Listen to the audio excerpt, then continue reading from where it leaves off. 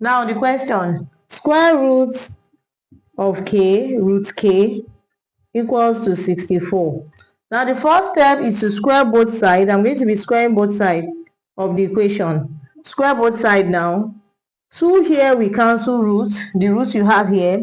So this is going to be k, root k, equals to 64 square, right? Now what do we have here? This is going to be k multiplied by root k equals to, I'm going to write 64 now in indices form. This is going to be 4 raised to power 3, right? 4 times 4, 16. 16 times 4, 64. So this is going to be 4 raised to power 3 square.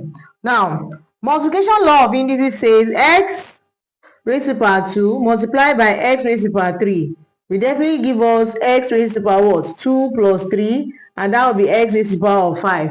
Okay, we are going to be doing that here now. This is going to be k raised to power 1 multiplied by k raised to power 1 over 2. Okay, and this is going to be 4 raised to the power of 6. 3 times 2 is 6.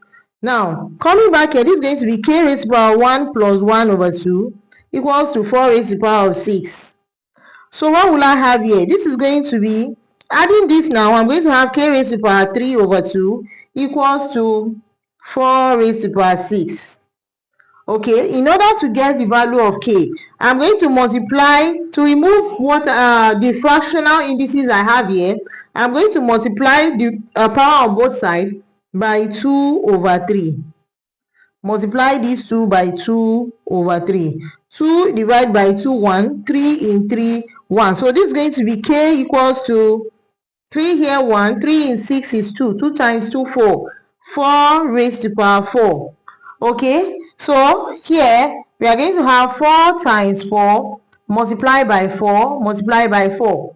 4 multiplied by 4, 16. 16 times 4, 64. 64 times 4, that's going to give us 256.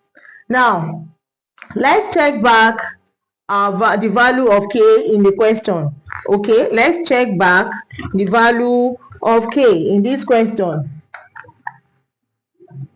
Now I'm going to be substituting for the value of k in order to get what I have on the other side of the equation. If this is 64, then I should be able to get 64 here if I substitute for k. So when k equals to 256, right? What will I have here? This is going to be square root of what? 256 root 256. Okay, so what will I have here? This is going to be square root of 256 multiplied by this square root of 256. This is 16, right? Now, coming back here, I'm going to get the square root of 256 multiplied by square root of 16.